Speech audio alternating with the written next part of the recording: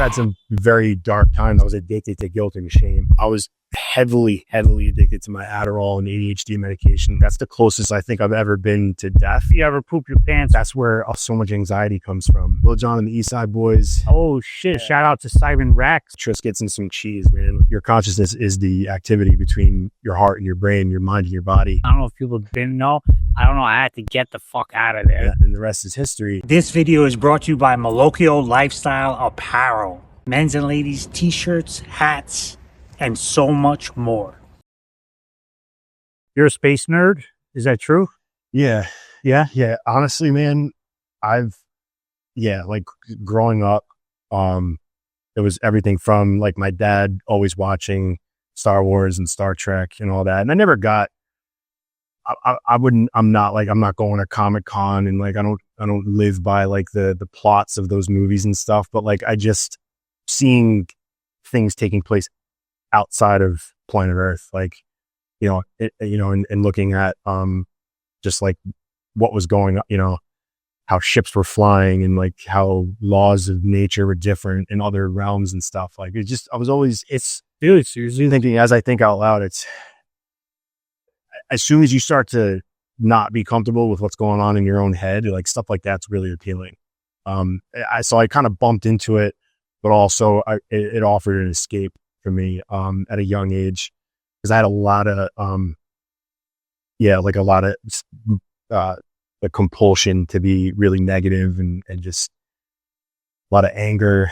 I didn't know what this all was at that time, but even from a very young age, like just very uncomfortable in my own skin a lot, trying to make sense of things. So like science fiction and studying, like physics and philosophy and just much larger questions about things going on far outside of my household or my town or my school, like just really interested me. So I dove into that. And then all the way, 30 years later, it's actually helped me as a psychotherapist more than studying like the concrete aspects of psychology. I've actually been able to help people more, like venturing into laws of the cosmos and like the real nature of reality, consciousness, spirituality, like all that stuff that's becoming more and more mainstream. But studying those mysteries has actually allowed me to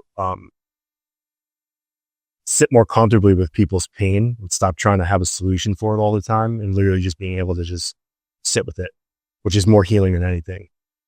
Dude, that is so cool. Yeah, it's really could I can't believe you just said that. Like you're talking about, if there's something that you don't want in there, like let me know. And your example was, you don't want to know, like shitting pants. And you want people to know that you shit your pants on Thursday. And I've been writing, I don't know, not like a memoir, but it's kind of like a therapeutic practice at the same time. It's like narrative enhancement to just write like basically your every memory in chronological order, like as much as you can.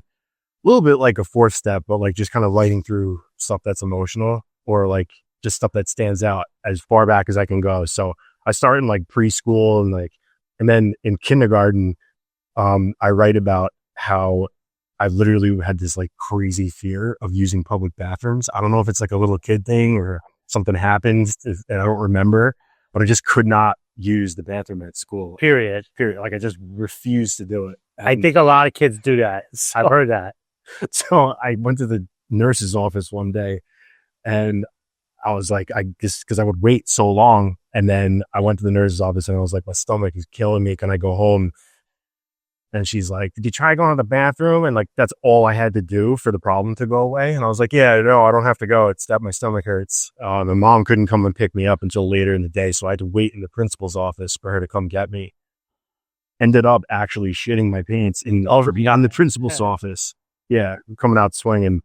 Ended up shitting my pants in the principal's office. And I was mortified. Like no one actually knew, but the people in the office started to smell and they were like commenting on it. And so as I'm writing this in my journal, I was imagining like, what's the lesson here? And it was just like, just face the shit. Literally. Yeah. Face the shit, like face the embarrassment. If you're face the fear of, at that time, it was face the fear of taking a shit in public. and you'll avoid a lot more pain later on because the rest of the day was brutal. Dude, it's wild, man. It's wild shit. You ever poop your pants from like squatting? No. Dude, I have. So, dude, it was a heavy drinking phase. So like my insides were all messed up. Yeah, Rexard. And dude, I was like, really pushing.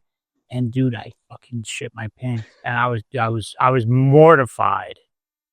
And it was like, dude, it was the most embarrassing thing ever. I don't know if people knew. I don't know if people didn't know. I don't know. I had to get the fuck out of there. Yeah. And dude, I kept it a secret forever. Yep. And one day I told my brother, and like, dude, I just felt like free. Yeah. And then I went to therapy, and we were in IOP, outpatient, and I told them, I'm like, yo, this is what happened. And like, dude, it was just so freeing. Yeah. It was just like you think the world's going to end, and it's like, people get it. Like, whether they did it or not, like they get it. They're like, all right, so what? It's stuff that we were afraid of. Like, the embarrassing things about like the bathroom. I mean, there's a lot of topics like that that are taboo in society that like, it's such a private thing. Go to the, like just going to the bath, and then like people have these experiences with it where they're not in a place where they can. And yeah, you feel this shame for sure. I can't think of many other things that feel that bad when you have to go and you can't. You literally have nowhere to go, but like right where you are. Right where you are. Yeah, it's rough. Actually, I've shit my pants twice. This is a good one. Oh, this is already I started. No, this is great. This is great. Dude, this is a good one. Okay. So in high school, I would lifeguard. Right? Oh no. So, I was lifeguarding. Tell there was a Snickers bar I was lifeguarding at Greenwich YMCA, right? Yeah. Or something like that, right? And the season was over, and there was a lady there who was like, I need a lifeguard for a private party at this like club. And the pay was like awesome for a high school kid. I'm like, yo, one day I'll do it. Yeah. Right? So, dude, the pay was great. And I'm like, dude, it's 1 day's of work. Awesome. I'll do it. I went to this place, and dude, the food was like a little kid, like pool party. And the food was all inclusive. They crazy spread. There was like ice cream. There was sandwiches. There was like Chinese food. There was all this stuff. Yeah. Dude, I was doing more eating than like lifeguarding. Yeah. Like the lady actually yelled at me, and she was like, can you please watch the kids and take a break from eating? So, dude, I ate all this different food, all this stuff, like crazy, like egg rolls and spring rolls and ice cream mixed with sandwiches and chicken. Yeah. And dude, I was all good. And I'm in Connecticut. I live in New York. I'm on the 95, and my stomach starts. Yep. Dude, I went to Portchester. I pulled off. I tried to find a place. I could not. Yeah. There's that time. There's everybody has that moment where it's like, we don't care where you are. It's gotta come out. Dude, so mortifying. Yeah. It was like, oh my God. But dude, that was karma, man. Yeah. For being a dick. Yep. Going to this place, not doing my job, and just taking advantage of like the food. Yeah. And being like, oh, this is a 1 day job only. Because this was my mindset.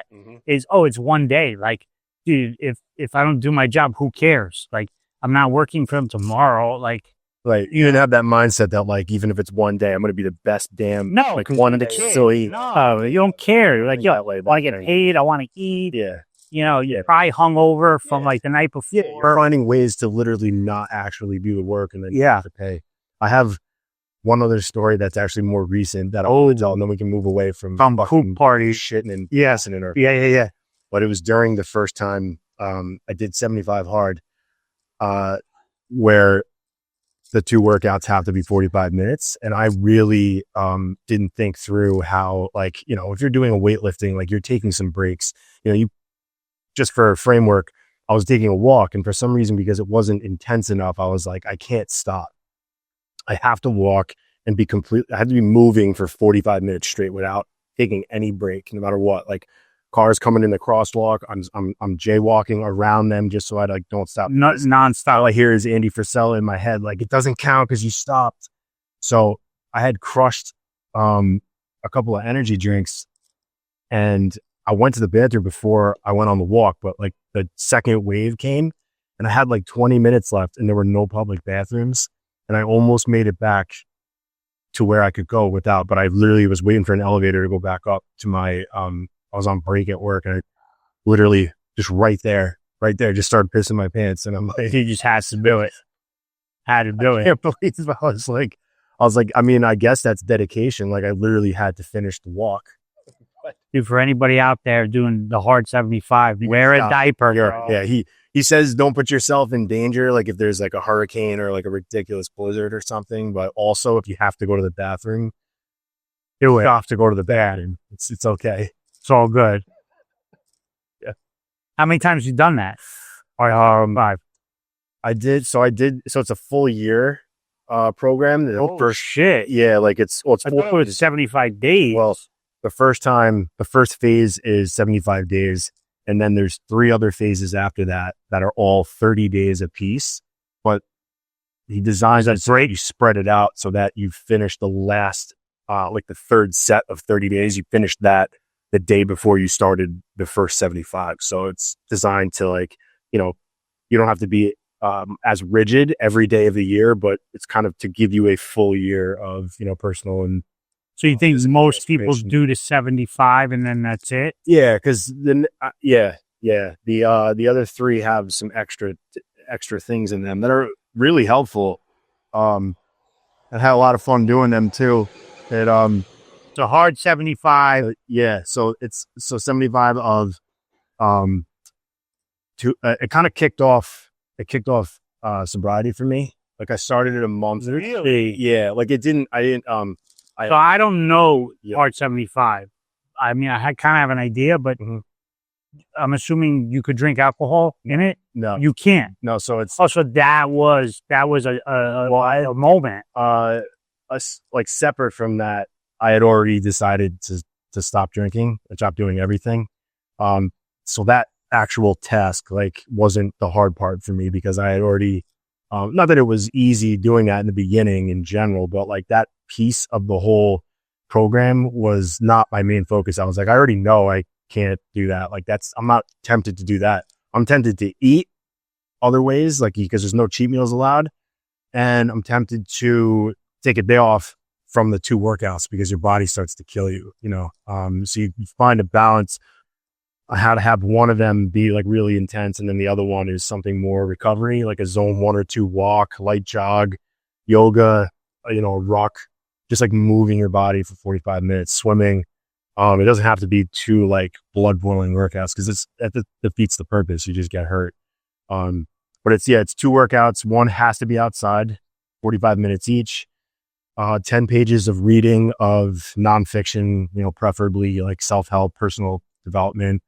Drink a gallon of water. That was another easy one. I do that pretty much anyway, or just about anyway. No alcohol, no cheat meals. And they say stick to a diet. You don't have to do a fad diet. It's just basically like, if you have to wonder if the food is okay to eat, you probably shouldn't. But you don't have to do anything really like strict. Like the first time I did it, I did almost full carnivore paleo, which was insane because it rebounded. What do you mean it rebounded? Like I gained the weight back after I lost all of that weight. Just everybody I know who does carnivore, they lose a shit ton of weight. Mm-hmm.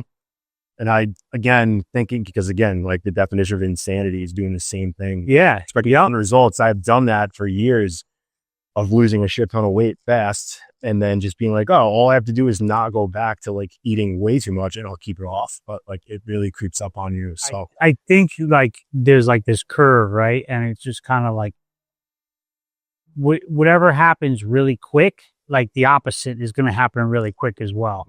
So it's like, if you lose a lot of weight in like 3 months, like the possibility to regain it in 3 months is high. Yeah. Yeah. Cause I guess your body doesn't feel safe with that side. It wants to make up for what it was missing. And right. I think for people who are addicts, when you open a window of something that wasn't there, like your mind and your body wants more. So, right? I've struggled with I've struggled with binge eating, far more than any alcohol or drugs. Like, because again, it's not easy, but like, you have to eat. It's the same people that talk about like sex addiction. Like, it's like sex and eating are two things that human beings like have to do. It's all the same shit. To do. It's all dopamine. Yeah. It's sex, food, gambling, alcohol, drugs. Yeah. It's all dopamine. So I knew. So it's all feel good stuff. And if you have that receptor like I do, where like you give yourself some, like to try to keep it in a balance is really hard. Yeah. Yeah. It's I opened up, I was craving dopamine without having any of the other stuff I was doing. And then food was like the place where I was getting it from. Dude, I'm with you. Like, so like I'll justify like eating bad food because I'll be like, I don't do drugs, I don't drink any alcohol. So like in my mind, I'm like, I justify it. And I'm like, okay, like I have to have something like fun. And like, that's not a good way to live. You get a feeling like you're almost telling somebody to fuck off when it's like this voice, like this voice that comes up or this knowing that I shouldn't have all this dessert or this many slices of pizza or this many hot dogs at the barbecue. Like this internal dialogue that's like, you shouldn't, but then this other part of me is like, well, fuck you. Like everyone else here is doing this and they're drinking and they're smoking weed and they're doing drugs. Like, and I'm not doing any of that. So leave me alone. And then I'm like, who are you talking to? Like no one's actually pushing you to do anything. So like, it's with yourself. So what I'll do is I'll start plotting out ways the next day or the whole week how to negate this. Yeah. So to be like, I'm gonna have these 3 cannolis today, but tomorrow I'm not gonna eat any breakfast. Yeah. I'm gonna sprint, walk, eat no carbs for 4 days. Yeah. And I'll be good. Yep. So it's this like justification like thing where it's like, if I could just be more like rational and just be like, listen, you want to like go off the diet, you want to have 1 cannoli, like cool, but don't change anything tomorrow. Don't try to make up for it. Just meet that once a week and not every day. Exactly.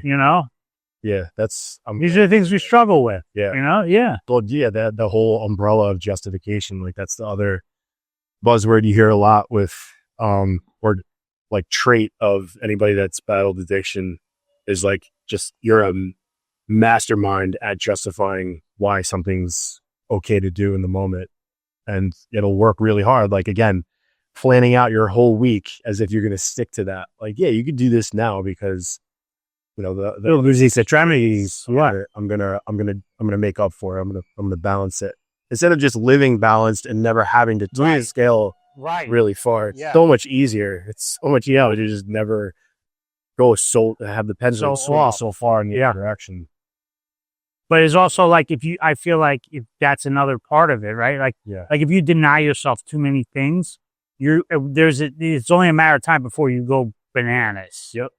Right. So it's like, if you're like, I'm never eating pasta for the next year, there's a day it's going to come where you're going to have 9 bowls of pasta. Yeah. It's the same thing as telling yourself not to think about something. That's what you say you can't have something. Like be realistic. Like don't try to be so like black and white.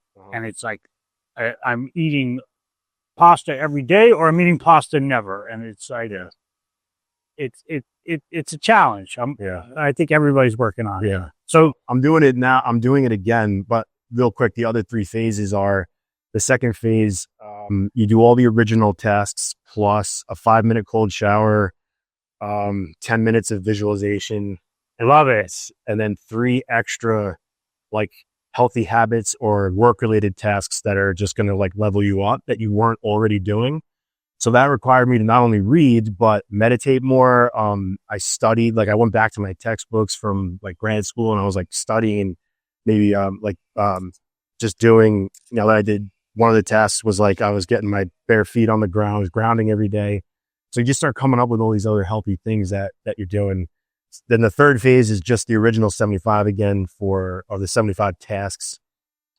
just for 30 days. Yeah. So tell me about this your sobriety journey. Yeah. How long are you sober?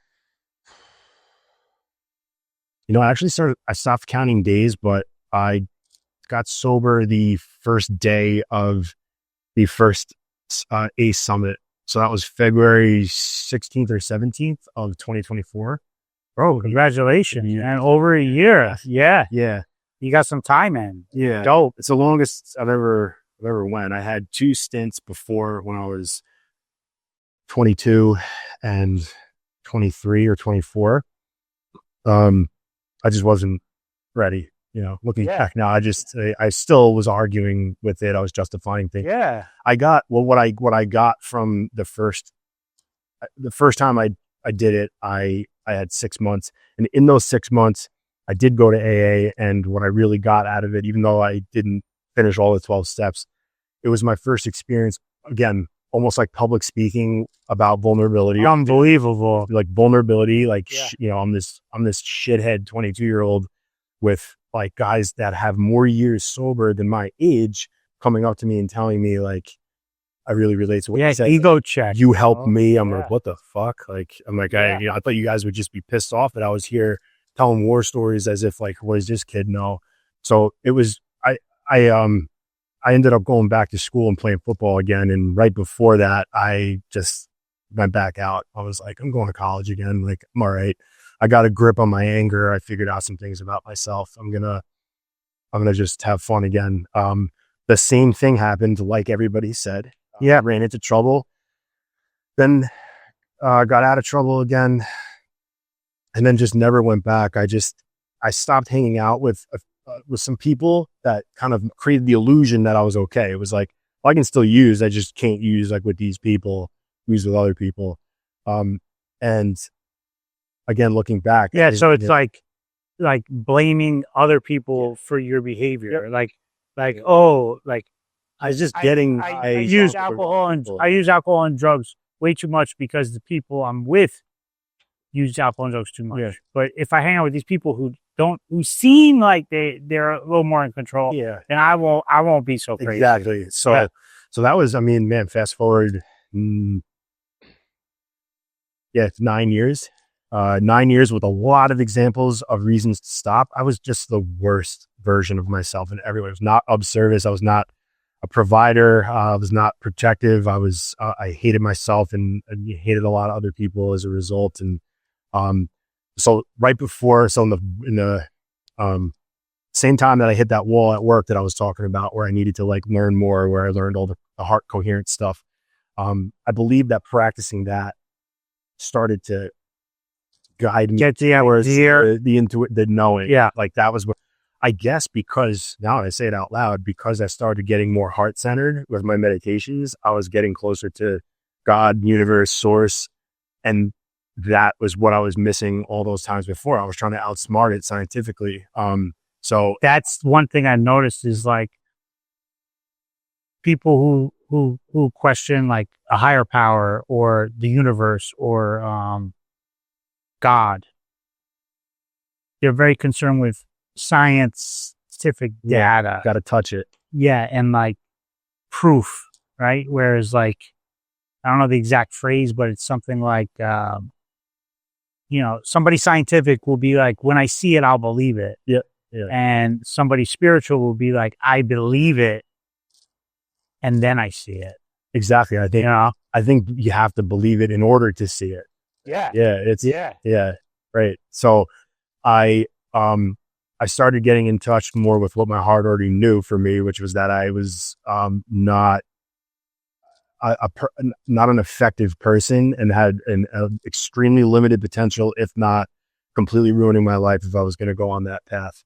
And then just straight up like, dude, what are you doing? Like, you're a fucking trauma therapist and like, you're just thrashing your body. Contradiction. And was there guilt? Oh yeah. But that's what it was. I was addicted to guilt and shame.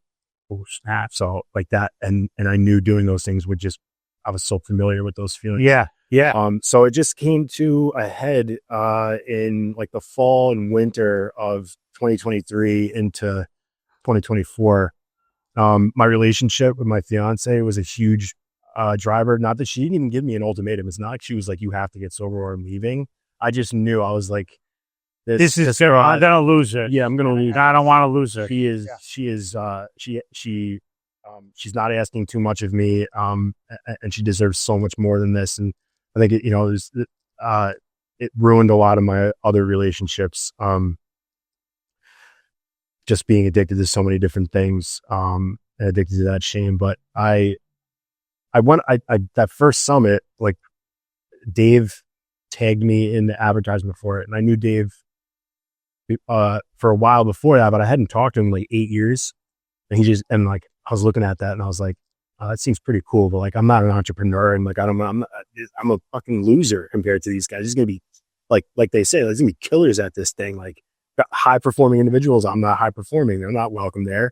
He tags me and I message him and I'm like, dude, no way. I was going to ask you about the pod and like I was looking at this and I was thinking, I don't know, but like I need to change the scenery. Like, is there a mental health component?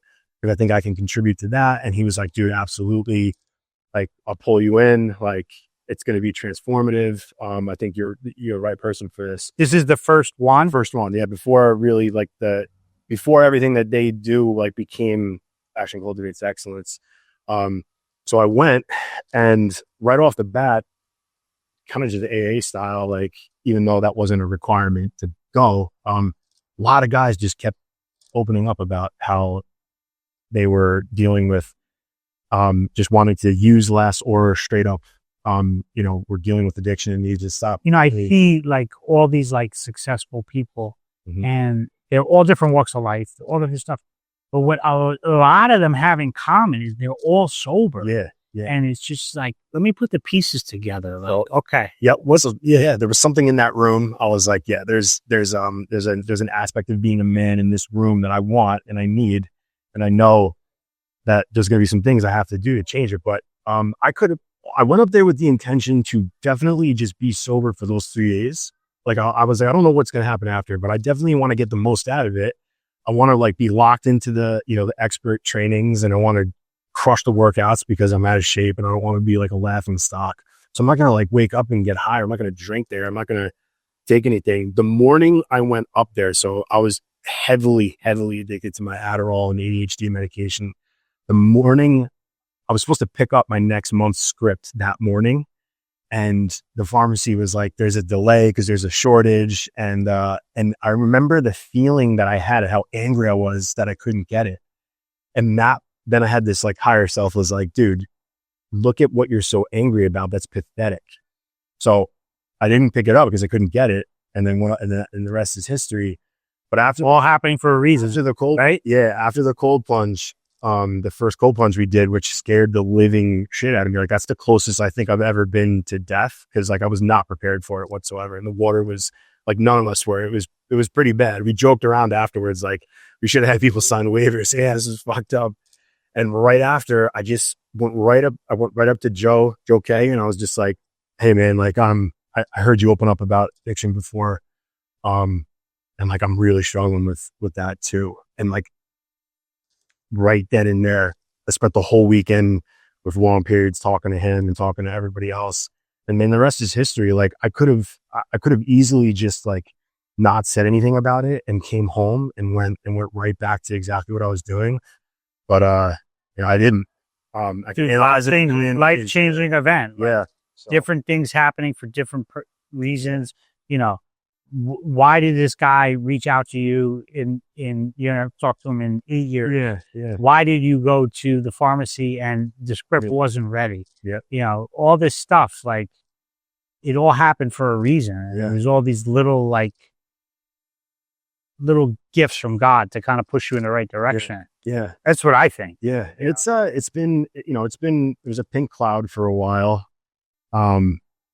But it's really because what happened this time was I actually started living different. I didn't just cut stuff out. Like they always say that's what they call, like you see the liquor store, wine and spirits, right? Because people are trying to get in connection with something greater than themselves. They're trying to there's a spiritual disturbance. Absolutely. So, yeah. So getting more into meditating and just having a better relationship with myself, with my diet and fitness and putting myself around other people that are doing the same things has really been part of the formula. Did you start opening up to people more about your feelings, or? Yes, I stopped feeling shameful about it. I can't, as I'm saying this right now, as we're talking, like, I can't believe how candid I am about just straight up saying, like, yeah, I was a fucking absolute junk box. It's horrible. It's horrible. Like, I've had some very dark times, like, thinking about the things that I've done to people that I've hurt. And it just feels really good to say that, and not feel like a fake, like, saying that I feel bad about it and then going and still doing it. Like, it's just because it's aligned. So it feels natural to say when you're actually living it. Now, in April, my sister got married and I fucking cracked and I did the champagne toast. I like being open about this.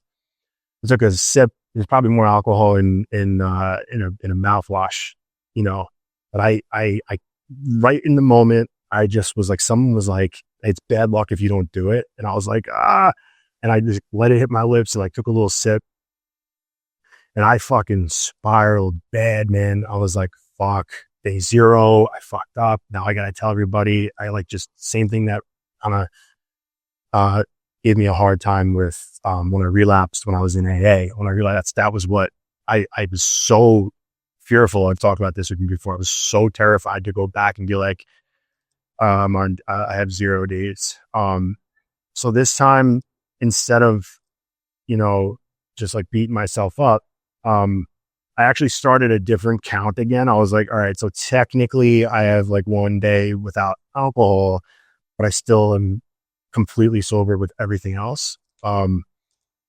So that did spiral into, I think that's why I put a lot of weight back on, because I did really battle with, like, fuck, why couldn't I just, what did it do? It didn't even do anything. I could have faked it. I could have spit it out. Like, it didn't do anything.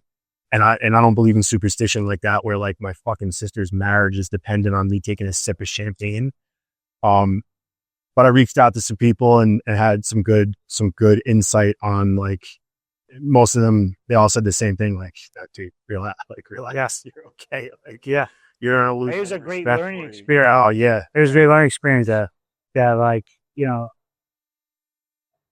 learned something then that day that if you didn't do that down the road, Yep, it would have been way worse. Yeah. You know what I mean? Yeah.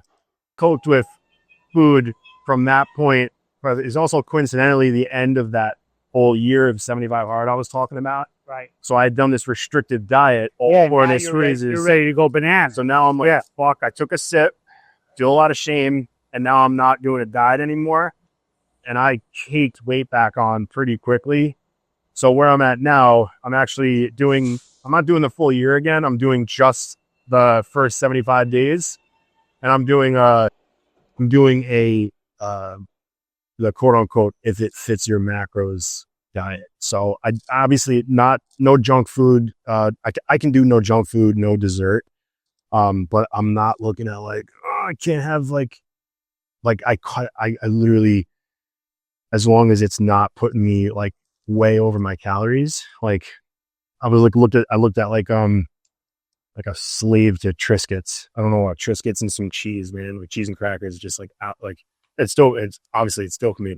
I look at the serving size. I'm like, all right, the serving size is 6 crackers. So I eat the 6 crackers of cheese. I'm not like, oh, I cheated because I had a snack. Yeah. Or like my girl is finishing her sandwich and she's this fire sandwich.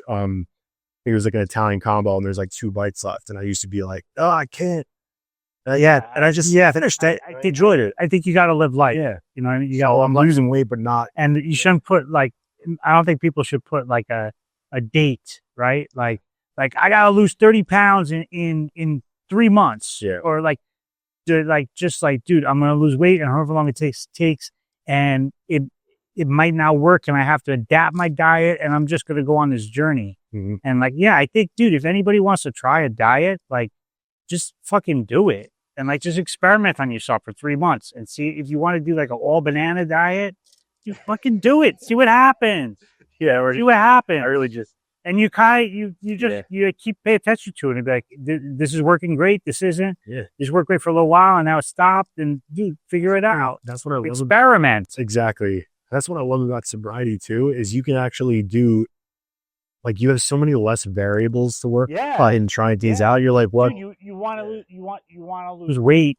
Like wondering. If you cut alcohol out right there, like Yeah. it's 100 times easier. Yeah, and you know It's sleep is 100 times easier. Like you're just so much easier. So you can measure it. You can't measure something when you're like, well, 2 nights ago I slept, you know, because I stayed up till 6 a.m. So I slept for like 18 hours, and then I didn't sleep at all last night, and I haven't eaten in 2 days. Yeah, I used to think my sleep. I used to think when I was drinking, I used to think my sleep was great because I would black out. No, right? You're not even getting into these. Like, dude, this is not even real sleep. Yeah. This is like this imaginary sleep.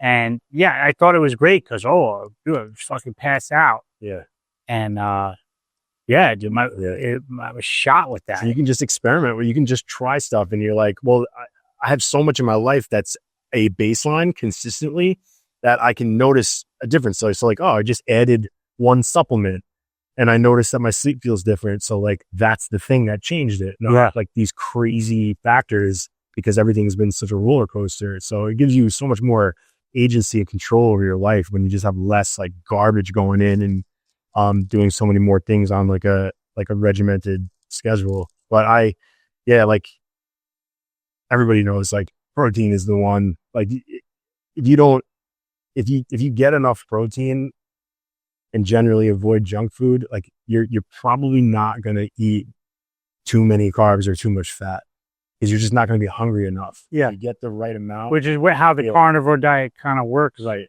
But there's different versions of it where there's fat involved and not fat involved, right?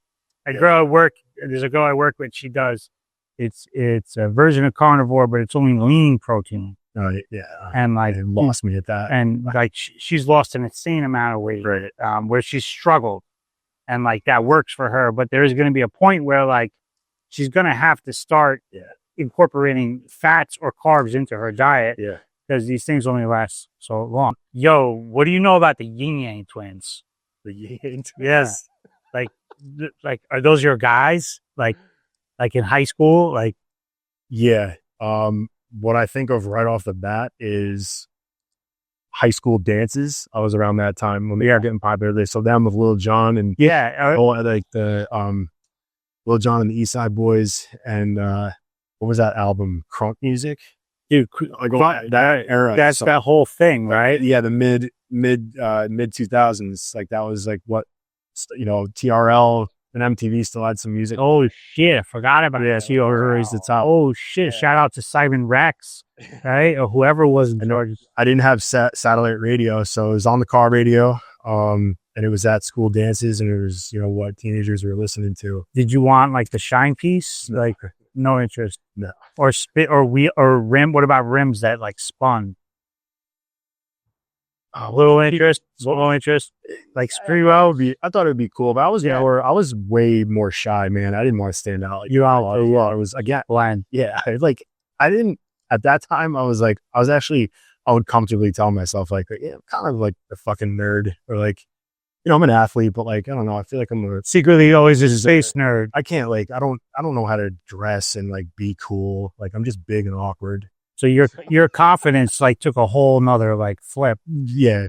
It was senior year it did get better because I like got like accolades for football and like knew that I was going to the next level. And then once I got out of my house and into college, like I had a lot more confidence. But high school was very, very tough. Middle school and high school was very tough because it was so big and awkward, and I just didn't know how to. I was so uncomfortable with that. Like I assumed that everybody else felt that way too. Yeah. So it was just a self-fulfilling prophecy. But yeah, the Yin Yang twins. What was the salt shaker? Salt shaker was big. Salt shaker was huge. I just remember seeing those videos as like a 12, 13-year-old kid. Like, what the fuck? Yeah, they're wild. Dude, MTV was the place. Like you learned shit. Yeah. Like you're like, okay, like this is what it's like in Atlanta. Okay. And then the fourth phase was the absolute worst. That I almost actually failed at, because I'll tell you the hardest thing out of the whole year. In the fourth phase, there's a task where you have to start a conversation with a stranger for 30 days straight. That's my shit. I love that. Dude, I thought it happened really organically a lot in the like locker room at the gym. or standing in line. A lot of people just randomly talk, dude, oh, Yeah. geez, how tall are you, man? And then boom, I can just take it from there. But there were times where I was driving around my town thinking, I'm like, where can I go? Because I waited too long. I didn't talk to anybody at work like an idiot. And then I'm like walking into gas stations and just starting conversations at like 11 o'clock at night with the cashier. And he's like, what the hell? Is that people thinking something's wrong with me? Because I'm like, hey, what's going on, man? They're used to everybody just kind of grunting and like looking at the ground when they're in there checking out. Like, Listen, like starting to talk to strangers, like that was one of many like life-changing things I did. And the journey doing it, like it started with like, it was so hard for me. It was so hard, I think in New York, we grow up where it's like, you don't talk to anybody, you don't make eye contact with anybody, and you're on the defense like all the time. Like, am I going to get robbed? Is this guy going to try to punch me in the face? Is this person insane and is going to throw up on me? Like, you're tense all the time for no fucking reason. Do you think anybody that starts a random conversation with you is that has a friend that's pickpocketing you right behind? You're like, am I gonna get pyramid schemed here? It's happened to me a number of times. Yeah, is there a three-card Monty going on? What is this guy selling? Yeah, I'm showing up to a seminar next week that I don't even want to go to because I couldn't get out of the conversation. Yeah. But dude, all that like uncomfortableness, to me, it was all worth it because like, people kind of figure out you're genuine. And when like you see somebody kind of smile, like you give them a compliment or something, and like they kind of see you don't want anything from them, like, dude, that feeling will stay with me all day. And like, I love it. Right. And you never know. And I think this is really common. A lot of people have this bias that the world is mostly people who think negatively about like everybody's intentions. Like I don't know, it's like a broad topic just from being a therapist and doing a lot of trauma work. Like I'm biased in thinking this, I guess, but like I talk to so many people who have a negative or have like a heavy mistrust in people in general. So when you encounter a stranger and you're just genuinely trying to just have a conversation with them, you don't want anything from them, you're not selling them anything, you're literally just like, hey, you're a human being and you're alive on this earth and so am I. And we're in the same geographical location. So here's like my thought on something, or I'm going to ask you something or tell you something interesting. That drives a wedge into, whether they realize it or not, that starts to hammer like and chisel away at that defensiveness that they have, that like with these absolute beliefs, like everyone's fucking mean to me. I can't trust anyone. And then it's like, well, there's one person that didn't take advantage of you. So it means if there's one person that didn't, it means that there's others. And you never know who that person is going to be that can benefit. Or if they were really like, you hear this all the time, that they were maybe about to go home that day and make a permanent decision with a temporary feeling. Dude, about suicide and like lost complete hope in everybody. And then you're just like, well, one person literally saw me in public and talked to me. And you have this idea, like no idea how like positive that could affect somebody's life. Right. And like, I believe like the world's a mirror. Like it's not a window. Yeah. Like, so whatever you're putting out is what you're going to get back. So if you're walking around and you're nasty, like you're going to attract nasty people. You know what I mean? If you're out there and you're vibrating like positive energy, saying hi to people, saying hi to strangers, it's going to come back to you. You know what I mean? And it's just, it's up to you. You have to be you have to initiate. Yeah. So you can't be like, oh, nobody, like whatever here's my thing. This is my thing. It's real simple. Whatever you want, right? Do that for other people first and expect nothing in return.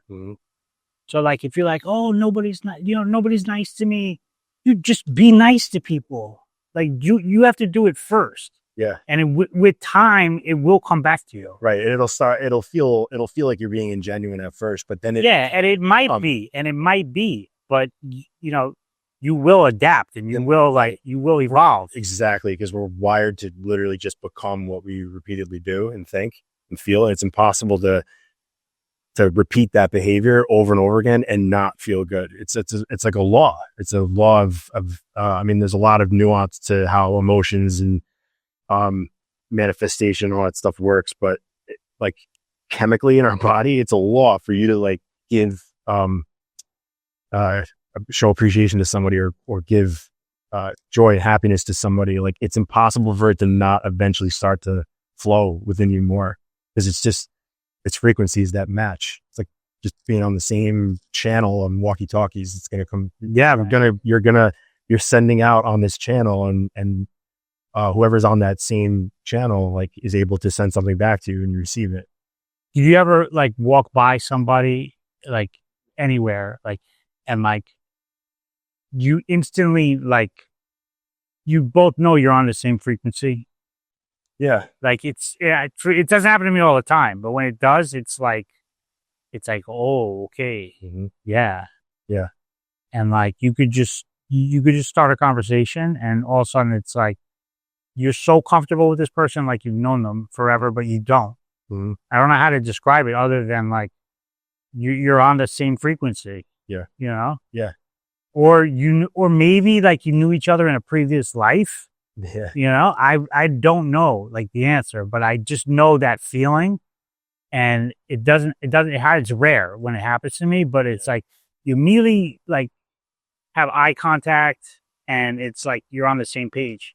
And sometimes it's somebody around your age, somebody's way older than you, sometimes it's somebody way younger than you. Mm-hmm. And it's just, I don't know how to describe it. Yeah. Like it's, I think that's in the same category of the way deja vu happens, where you can't really explain it. Yeah. It's not even a feeling. It's just what is at that moment. One time I had this dream, right? That I was in this like quaint town and there was this girl like with roller skates, right? Like not like skates, like the old school thing, right? Yeah. Like the 4. And I was with my friend Lara, and this is in a dream. And I was like, yo, that dream was so cool. And like 6 months later, I was in someplace like, I don't know if it was Tarrytown. Mm-hmm. And I was like, holy shit, this looks like the place in my dream. Yeah. And a girl went by on roller skates. I was tripping. It was like, what's going on? Like, this is the exact same situation. Mysteries of the world. Yo, let me ask you this. What do you know about Full House? Full House? Yeah. Yeah. It was watched religiously. Dude, Full House is dope. I have an older sister. So every sitcom and like primetime TV show that she watched, because she always got the remote control for the TV first. And I had no say in what you could watch. I was forced to watch that. So that's also where a lot of taste of music came from. So like, yeah, there's a nostalgia with that. There's like 90s like pop and like even like boy band shit that like I'll hear and like it just takes me back. Put it on a playlist, but I'll hear it and I'll just be like, oh, it just feels good to think of like, a time I remember like loving. Aaron's like talking about the good old days. Yeah, you're connecting with your sibling over, you listen to the same music, you watch the same TV shows. But Danny Tanner was the fucking ultimate dad. Which one is Danny Tanner? It was Bob Saget, which is very ironic. Bro, it's wild. I mean, that's why it's called acting, right? Yeah. It's like, hey, kids. He was an ultimate dad with his best bag. And he was high out of his mind on set. Wild moves. So, dude, he's a good actor. Yeah. Gotta give him props for that. Yeah. So, like, when you saw this guy, were you like, yo, this is how I want to be as a dad? Yeah, I guess. I was on a one-way ticket. But they had that combo, right? It was like, dude, the comedian. You had like, I don't know if Uncle Jesse was he like a musician, or I don't know if he was. It was like a street smart one with a little bit more of like a kind of like Outcast or not Outcast. He was like he was a biker, a musician, kind of like more free spirited with some street smarts. And then I can't remember the other guys. The other guy was a comedian. Uncle Joey. It was Uncle Joey. So he could always make them laugh. And then Danny, Bob Saget's character was like, he was the birth. Like he had the bloodline. yeah, he was, And he was like, listen, my wife died. Like I can't handle these kids. Like this shit is crazy. Like guys, I need your help. And these dudes are like, yo, we got your back. Like you just give us free rent and it's cool. And that was it. He was like a magician with me. Again, I know it's acting, but what he does is so real. What he does in that show is it shows the power of sitting on the end of it, sitting down next to someone, especially a kid or somebody younger, and telling them that's what he did. No matter what you did, if you lied, you got in trouble, you went out, you lied about you crashed my car, you lied about going out with a guy I told you not to see. Like I love you unconditionally. And as long as you tell me the truth, you're never in trouble. I just want to be able to help you. And I love you regardless. That's it. Like that was, no matter what the episode was, like that was his big like thing at the end where he just told them that like, hey, it's all good. I always just want to make sure you're okay. And you can come to me and don't hide things because you're afraid of me being angry. Like if I'm upset, it's just because like I care so much about helping you and making sure you're okay. Yo, I struck a nerve with Full House, bro. Up, man. Dude, that's Full House is your jam. Shout out to Full House. Yeah, I feel like even like myself, right? And like sometimes you need somebody to just vent, and they're not giving you a solution. Yeah. And like the power of like learning how to be a good speaker is amazing, but just as powerful is the power of like being a good listener. Right. I think that's another thing you talk about too with wavelength and frequency. Like you don't need, if you're a good listener, you don't need to tell someone like, hey, I just want to let you know that I'm listening to you right now. If someone's really going on for a while, it's more nonverbal than anything. Like it's your body language and the tilt of your head and the look of compassion and understanding on your face. You don't need to tell someone. It's just like you walk in a room, like whoever is a true leader, you don't need to ask who's in charge or who's leading. You know, if someone's a good listener, you just know by how it feels for them to listen to you. But like, I just going back to like the space question, but I know because I want to ask you something about that. I want to ask you about your interstellar jumpsuit, like what you wear, like when you use the continuum transfunction. 1.21 gigawatts. Yeah, black holes have always. That's like that's your guy. Yeah, like just. So there's a black hole and there's a white hole, right? Right. Do I have it right? That's more recent. Yeah, like that's the black hole. Nothing can escape it, but I guess they've posed that there has to be like an exit. You know, there's an entry point over the event horizon where nothing can escape because the gravity is so intense. And then on the other side of the, I guess the singularity is not like that point at the bottom, is not actually like a bottom of a pit, but like there's something coming out on the other side. And I am not an expert on this by any means. This is Facebook University, Instagram University, Netflix documentary university, listening to like Brian Cox and Brian Greene and Neil deGrasse Tyson, and he's like the G. Like just listening to other like theoretical physicists and astronomers like just talk about what it is. And then I've dabbled in some of the books. I'll just go into that. So has anybody ever been in a black hole? No. So why do they think there's why do they think there's an exit? Don't know. But they say there's nothing can, like information, they call it the information paradox. Like all the laws that govern the material world that we know of just completely break down with that. Like there's like light, I guess, like that's what Einstein said, nothing could travel faster than the speed of light, but there's, if it can't escape the gravity of the black hole, then that's not true. Like it's not fast enough. That's some trippy shit. Yeah, but then there's like the disc around one. If you look at the photo they took years ago, they got like an actual photo. They don't like it's I don't know, I think they call it Hawking radiation. It was like where Stephen Hawking discovered towards the end of his life, figured out kind of a little more of the science behind what that accretion disk is around black holes. It's like if light can't escape, then why do we see this thing that looks like light, like bending around it? And there's some science behind it that I'm not educated on enough to really like teach back to you. Yeah. I'm big on that right now, that like I know a lot of shit, but like there's a lot that I can't teach back. Like I understand conceptually, but I've got to get back to you. Do you want me to teach it back? All right, dude. We've got to actively we'll regroup on that. So you were talking about Stephen Hawking. You know about this guy or no? Just some of the research that he's all the. I know what like dude like regular like Joe Schmoes know. The only thing I know is this guy had at least one mistress. Yeah. That is like that's like if you're a space nerd, like dude, you can get mad chicks, bro. Like dude, these space nerds where it's at.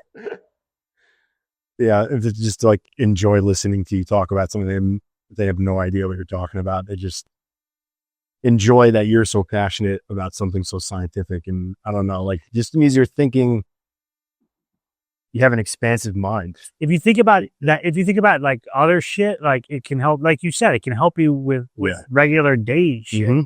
Yeah, with shrinking your everyday problems down. I had how big is like how far away stuff is. You're like how big is your problem compared to like the entire universe? Yeah, like and all the other shit that's going on. It's like and you're worried because you spilled ketchup on your white pants, or that or you shit your pants, you're like that. No, it's just I had a client that he was a little he was more on the nihilistic side, and within the context of everything he would talk about, I felt compelled to pull him a little more towards the hopefulness attitude about the future and like the meaning of life. But he did have a point where he would always say like, when he gets down about things, he just knows that in several billion years, according to the science that we have, the sun will burn out and just swallow up our solar system and everything around it as we know it, and the heat death of the universe, and just kind of collapse into a void with no energy. I'm sitting there like in session, just like, that's fucking terrifying to hear, but like I also can like help you with that, because I know what that's more like symbolic of a feeling you have. Like I know you don't give a shit about anything, because 5 million years from now, like the sun's going to explode. Yes.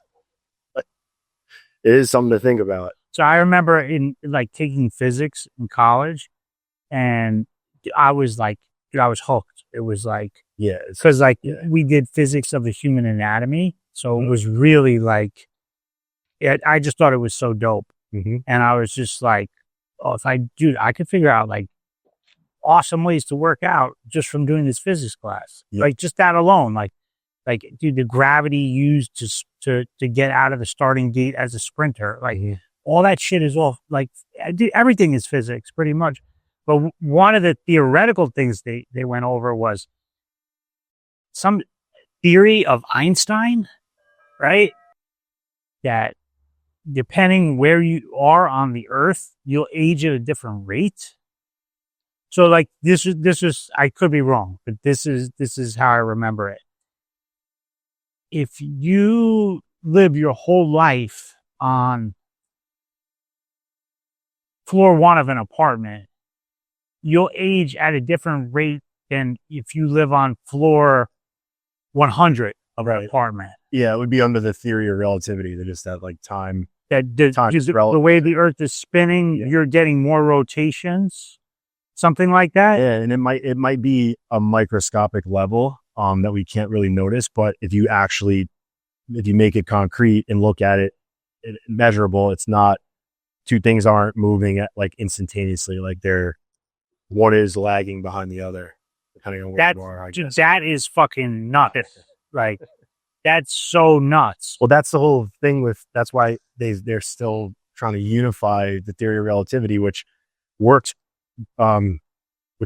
for how the larger masses in the universe move around each other. And and quantum mechanics. That's all of the laws that govern the activity between the subatomic particles and like, the smallest building blocks of matter. And I guess what they found was, those particles move instantaneously, which then made so Einstein was like, Einstein said nothing can move faster than the speed of light, that even though light appears to be instantaneous, it still is technically traveling from A to B. Quantum mechanics proved that point A and point B literally mirror each other.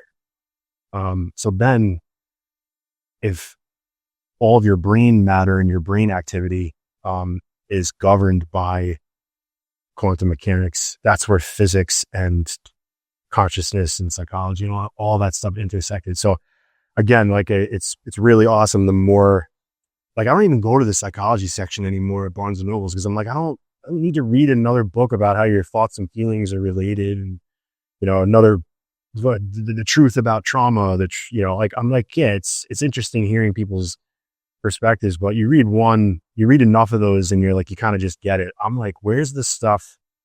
Where's the theoretical stuff about people asking the questions that no one's ever thought of before, and you're just like, your mind is stretched to a new dimension after reading it, and it never look at things the same, and that goes all into extrasensory perception and remote viewing and psychic mediumship and telepathy, near-death experiences, all of that. I feel like that's been instrumental in both, again, the therapeutic connection I have with people, but also just thinking about my own life and shrinking things down, and really, again, not in a nihilistic way, but just being like, who cares? No one knows what they're doing. No one knows what all this shit is.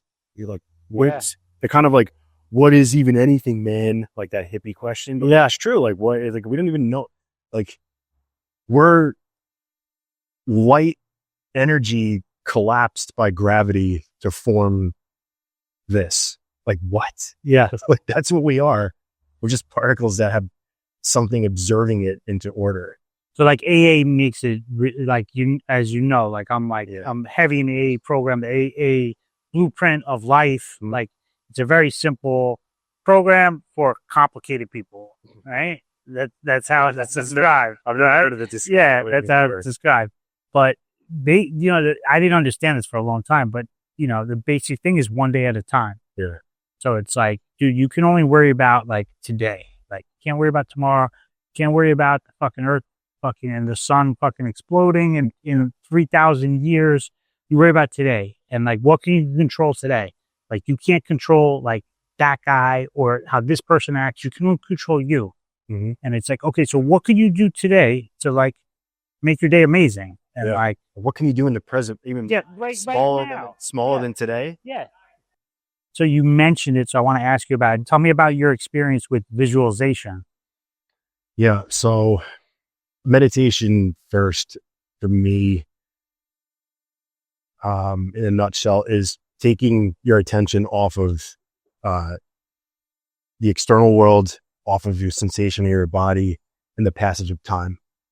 I know Vin talked about this with sensory deprivation, but I want to do it. I never heard of it before until he talked about it. I want to do it too, and I get what that does when you remove the way that the senses carve out your perception of reality from you, and you're just literally a pure awareness. You're just that's as close to just being pure consciousness as you possibly can. That's why it gets so spiritual, because they're if you take away everything that you can sense, then what's left over, and that you can't touch that tangibly. It's not tangible, we all know that it exists. So meditation for me is everything from literally everything from, I need to reset my nervous system. I need to literally get back into coherence and slow my heart rate down and think more clearly, and I notice I've been having a lot of really difficult thoughts that I feel kind of under attack by, that are leading to feelings that, I don't want to have, which are leading to more thoughts that I don't want to have. Intercepting that. Yeah. Well, we're gonna go together to sensory deprivation. Is land it up. Disco, right? Yeah. That's probably the best one, right? For like location wise. Yeah. Right. Yeah. The only thing I don't want to do, which I have a feeling it is it's going to be like, I have a feeling there's only one tank. Mm-hmm. And like, I don't want to fucking wait. Like, I don't want like, oh, like you go first and then like I go and then like, I don't want one meditate while we're not sensory deprived and then go into the sensory deprivation. Do you think there's a difference between like visualization and meditation? I'd say visualization is a type of meditation. Meditation literally just means to go inward. So that's why meditation and mindfulness, like you don't have to sit and start intentionally meditating. You can do anything in a meditative way, as long as you're purposefully and effectively and non-judgmentally paying attention to what's going on inside of you in the present moment as you do it. So doing the dishes, painting, going for a walk, staring into nothingness. If you're literally just paying attention on purpose to exactly what's going on inside of you as best you can, and every time you notice it wandering away, you catch it and pull it back. That's you're meditating. So people do meditative things all the time without even realizing it. Yeah. And then there's the more traditional way, which is like sitting down and focusing on the breath, focusing on an area of your body. But then visualization is giving your brain the sensory experience of something that hasn't happened yet. Yeah. Visualization is another thing that there are some aspects of that I'm still working on being able to teach back to people in a more coherent way. Because like when my clients ask me about this, I catch myself extremely tangential about it. And I'm like, okay, that means I have to go back to like both practicing it more and reading about it more, but like practicing how can I like simplify this explanation to people. But again, at the subconscious level, your brain doesn't know the difference between the feeling from an experience by thought alone or actually experiencing the event. So visualization is a way to, like it's like a dress rehearsal for something that you want to happen, and putting your awareness on, not like imagining how I'm going, like when I get this, I'm going to feel. It's that, no, I've already gotten it. You already have it. It's already on the way. Yeah. It's already happening. Right. Because we always talk about gratitude as this thing that you're going to feel after you get something or receive something. You're grateful for something. You're thanking somebody, or you're grateful that you received something. So if you practice gratitude along with the visualization that you're already grateful because you already have it, right? You're priming your mind and your body to, again, energetically attract where that event is capable of happening. And sometimes people have experiences that are like spot on, like the exact thing that they visualized happens, or something so related to it they can't deny that had something to do with it, but maybe it's something a little different. But it happened to me actually 2 days ago.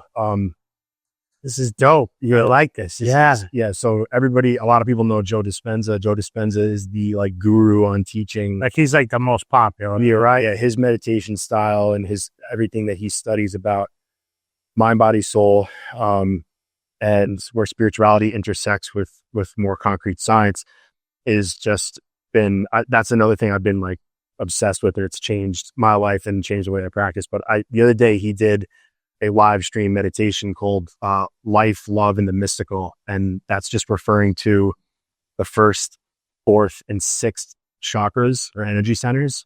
So the first one involved the base of your spine, involved with reproduction and like the origin of life and sexual energy.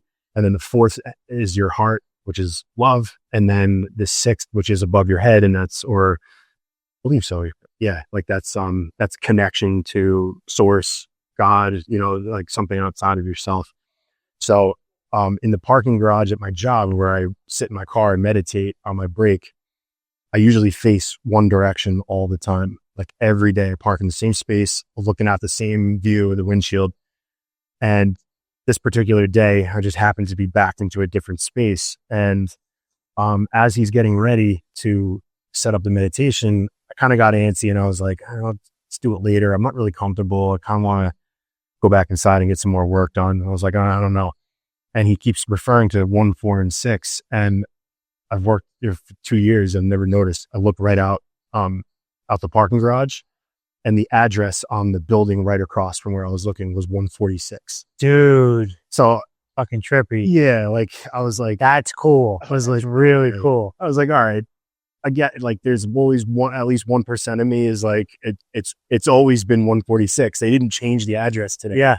But then 99% of me is like, fuck you, stop being so rigid and just accept it. Yeah. Just accept it as a sign. So I ended up doing it and it was wild.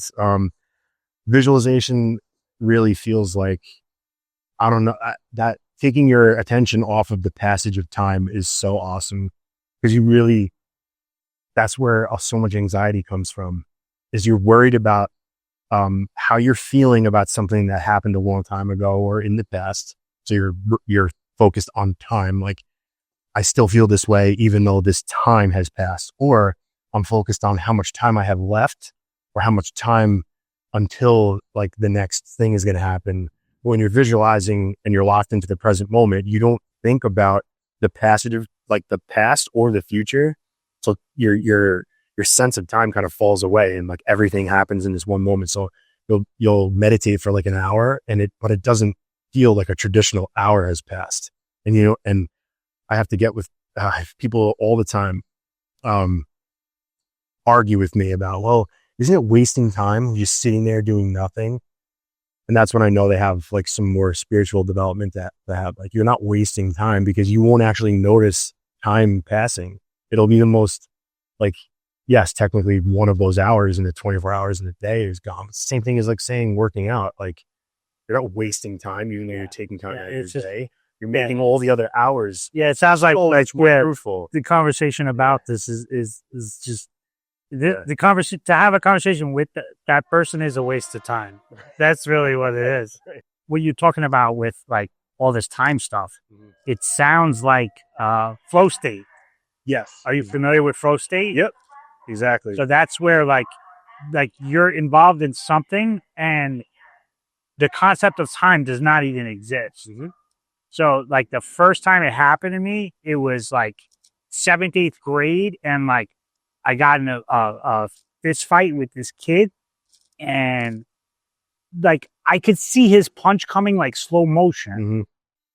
Mm-hmm. Yeah. And it was like, dude, it was coming so slow. And like I did this like crazy, like duck. And like I grabbed his whole body and like threw him over. And it was like, why did this happen at this time? Like how, like I have no idea. The scene in Spider-Man where like, the guy, you hear a lot of athletes talk about it, like when they're in a game and just like, those scenes in the Matrix where it's like that slow motion shit is going by and that's exactly what it's like. Yeah. Yeah. Yeah. It's, and it's just trippy, bro. I think it's, like, so, or I feel like it also could be like you're doing like, you're so involved in like some type of work activity and like 8 hours go by and you thought it was only a half hour. Absolutely. Yeah. You're as present as you can be. And that happens, I guess, sometimes in, adrenaline pumping situations. Cause if you're in danger, your consciousness is now completely, preoccupied with surviving this exact moment. So I think just as you tell that story or when people talk about, or even in martial arts, like in Muay Thai, boxing, jiu-jitsu, they talk about like rolling and sparring. Like that's a form of flow state. Like you're just, I think at least where I used to go, in Muay Thai, they would say just flow spar to warm up, or you're not actually like, you're not cracking each other, but you're dancing. Yeah. Flow state. Like you're not, your mind and your body are on the same page. You're Whereas like the kids today, like you just locked in. You're just locked in. I was talking to somebody, she's a professional dancer, and she was explaining to me like when she's like doing dance competition, like it's all structured and it's all rigid. But when her and her dance friends just go out somewhere to just dance, there's no rules. Mhm. And they'll just go off each other. Yep. Like Yeah. they're not, there's no like set, like, oh, move 1, move 2, move 3. Like it's flow state, like exactly what you're talking about. Yeah. I think having conversations like this too, especially It's nowadays, yeah. our attention spans are so shrunk down, and we don't always get the opportunities to sit and really talk with people without them like also doing something else. So in the few interviews that I've done the podcast style, like I've walked away from it being like, like kept thinking like, what am I going to talk about for an hour and a half? And you don't notice it pass by because you're there, because it's flowing. Yeah. But that's another way to look at that is, or the more like another scientific modality that I use in therapy to like help people enter the flow state. Because you also need to be in the flow state, or the more you're flowing, the easier it is to process trauma, because your attention is aware of the present moment, where like the things you're recalling that were traumatic are not actually happening. Because that's what a flashback is. A flashback is that your body is literally like not aware that experience is not occurring in the present moment. So I get people into the flow state with coherence training, which is just a way, another way of meditating and incorporating breath work and a focus on your heart, and for a certain time interval that puts your heart and your brain, so your mind and your body, on the same page. So there's like, the communication pathway between those two organs, which are the centers of consciousness. Like your consciousness is the activity between your heart and your brain, your mind and your body. So when you put them on the same page energetically, everything is more enriched. So you're able to compartmentalize things better, get past it, truly move your body out of the past. It's crazy. Yeah. Like just recently, I'm learning how everything stems from the heart. Everything. And I didn't know that for a long time. And if the heart's not involved in it, the healing doesn't really like get fully work. Absolutely. And the past 3 months, I just learned that. Yeah. And I was like, oh, okay. Yeah. Like even with visualization, they're like, dude, if you're not involving your heart in it, like how do you feel like when you're visualizing like your future self, right? Mm-hmm. Or you're visualizing like your day, like you have to incorporate your heart into it. Yeah. Otherwise you're kind of doing it, but you're not really doing it. Yeah. Yeah.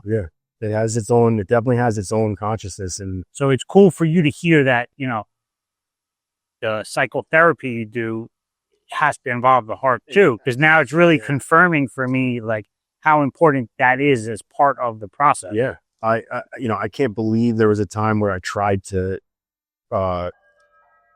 get through things with people without doing that. And I had to, again, I don't think it's an accident that I learned that that modality. It's called the institute that researched all the science. It's kind of pioneered the research behind how the heart's involved in consciousness. You have a relationship with like God or a higher power? Before that train went by, what I was getting into was kind of what did it more for me. And there's like a lot of aspects to this story coming. I'm trying to pull a thread through. So as a therapist, long story short, I burnt out, meaning I had just enough to give to the people I was working with, absolutely nothing left for myself, no compassion, no peace of mind. And it was brutal. Like, I was working so hard intellectually because I didn't realize how out of coherence my body was with anything, because that was what I was still using. And I came to a point where I realized that I wasn't going to be able to keep doing it. Some things happened at work, and then I kind of intuitively knew that I was going to fuck this up. And that was like a big existential crisis for me, because I had spent my entire 20s, working on the front lines and getting licensed and becoming, evolving into a person that provides a space for people to heal. And I'm being told both externally and internally, like, hey, like, it's not working out, because like you're just not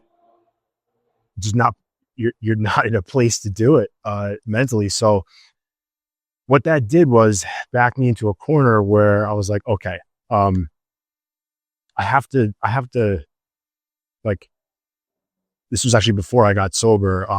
I had to learn something new, a new way of helping people. I had to come up with another way, or just get better. Like, so did you feel like there was a missing link, like something what you were doing was not right? Yeah, well, I wasn't practicing what I was preaching at all. I was literally walking into a small space in an office with people who are have experienced a level of trauma that makes them extremely perceptive to other people's energy. I'm coming in there with this absolute chaos from my own life. So as the people can understand, like, you're a psychotherapist? Yeah, just individual one-on-one therapy. So what does that mean? You help people? Yeah, so there's a lot of ways to describe it. I like saying I do nothing and everything at the same time. People thank me all the time for how much I help, and I'm like, I didn't do anything. You did it.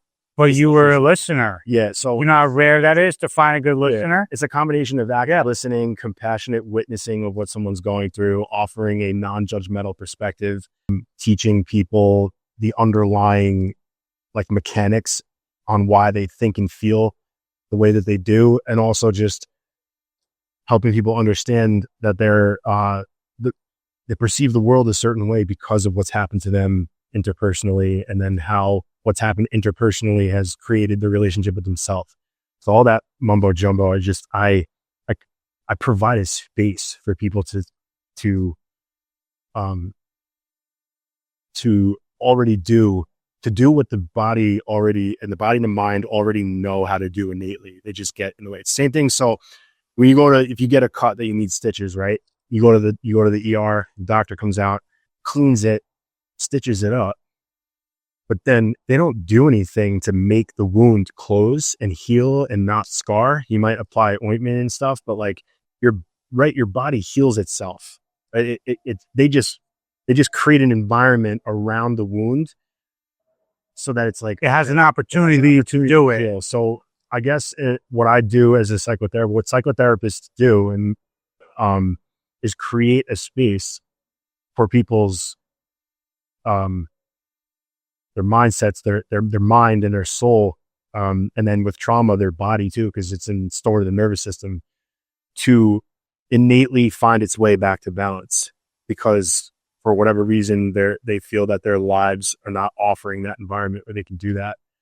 So the two components are both, again, same thing with physical therapy, right? Start off with a lot of intervention, a lot of action, a little bit of here's what you can do on your own, and you graduate towards less and less like invasive procedures, and more like, we're just checking in, and then you're doing a lot on your own, and then eventually you're doing it on your own, because life is not for healing 24/7.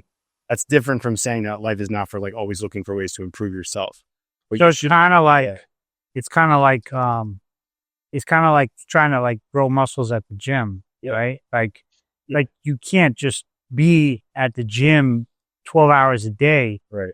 The healing and the growing actually happens when you're not at the gym, when you're resting, when you're sleeping, and when you're eating. Exactly. So that's when you say that stuff, that's what I think of. Exactly. That's exactly what it is. And I work with a lot of athletes with either trauma from injuries and, like devastating, like blowing a game or losing it, devastating losses in like high stake events, or trauma outside of the sport, which is most of the time.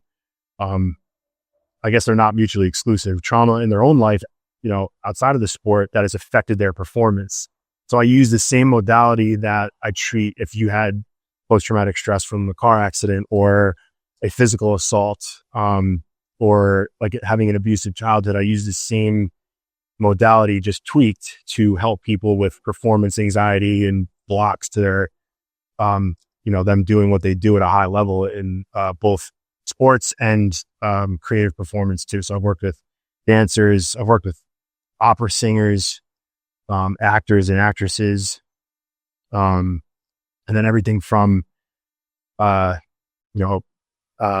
elite Division I athletes, people trying to go professional, all the way to kids playing recreational sports that, can't stop crying when their coach gets a little intense with them, like everything in between. So you have a background in football. Yes. So I'm not a sports psychologist. I'd say I'm sports psychology informed, both from my personal experience as an athlete my whole life, and then some of the trainings that I've done to be certified in like coaching performance through the trauma therapy that I do. So what do you think you played D1, right? I played D2 as well. Okay. Yeah. It's a long story again, but I played both. I played Division I and for 4 years and Division II for 1 year. Defense or offense? Offense. Who's your favorite, like, professional football player? I mean, as a kid, it was like whoever's jersey I had. Yeah. When you're a kid, you like, There's a lot of classic kids. you like teams because you like their colors. Yeah. I had this Broncos jersey as a kid with Terrell Davis. It was just, I don't know if I got it from like a hand-me-down or my mom was just like, hey, you want a football jersey? I don't remember where I got it, but like it was Terrell Davis. So dude, that was you. And I had like a Steelers like winter hat that was also handed down. I really idolized, as I started to get into the position of offensive line, I looked at, more offensive linemen. So, Orlando Pace, why am I drawing a blank? It's like, all I could do is fire off guys when I'm like sitting around. But then once you ask me, I'm drawing a blank. My favorite player is Dominic Sue. Yeah. Okay. Like, Penny Sewell on the Lions. What was the other guy? Jake Long was awesome to watch. Am I saying the name right? Nelson. The guy who would step on people? Yeah. Dominic. That was because I hate those motherfuckers. Bro, that's such a wild thing to do. Savage. Like, bro, they'd be like, listen, you gotta knock this shit off. And he'd be like, okay. And it's just, dude. Trip day. It's all coming back to, just all the, Tyrone Smith, Lyle Collins, like just all the guys that are built like absolute brick shit houses are like phenom athletes. Yeah. I really looked up to them. Some of those guys are still playing or like very recently retired. Back in the day, I used to be able to fire off a lot more when I would play Madden, video games. Yeah. Dude, that's when you knew who everybody was. Yeah, dude, that's your library of study. Let me ask you, in your opinion, all right, what's the best burger? You mean like what, from where? That you've ate? I'm going to sound biased here, but my soon-to-be in-laws and my fiance, they season their patties with this combo. It's probably very basic, but I'm Irish. So fucking salt and pepper to me is like, full seasoning. Yeah. So anything in addition to that, they season their patties with this flavor that, like, when they tell me they're making that for dinner, I go through the roof. I'm like, it's on. It's so good. But, I've actually been to Nebraska, so that's food home. So out there, I had an unbelievable burger. Tastes different, but like fast food, I haven't eaten it actually since I've been sober. But like Wendy's used to be the one. Wendy's was the best. Yeah, but around here, I've never been to Wendy's ever. Just don't. It's like if you bet off not knowing. I bet to other joints, but like, do Wendy's? You trust yourself. Wendy's, I don't think there was one around us. It's the only reason why. Yeah. But around in Westchester, you got Piper's Kilt. Piper's Kilt is crazy. Yeah. Obviously, I got to shout out Sean at the Sale House. I got to try the burger. Double smash, but everything there is. Bro, everything I've ate there is amazing. but I haven't had the burger yet. Yeah, the burger. So now I got to go. So we're gonna do the tank and the burgers and an AA meeting. You could On probably the same day, me and you. Yeah. the sensory deprivation might work, and there's so much shit floating around in the Hudson, you might be able to float in there. We got to pick the order, Yeah. But yeah, man. Yo, it was a pleasure having you, brother. Yo, thank you so much. So much fun. Yeah. Thank you, dude.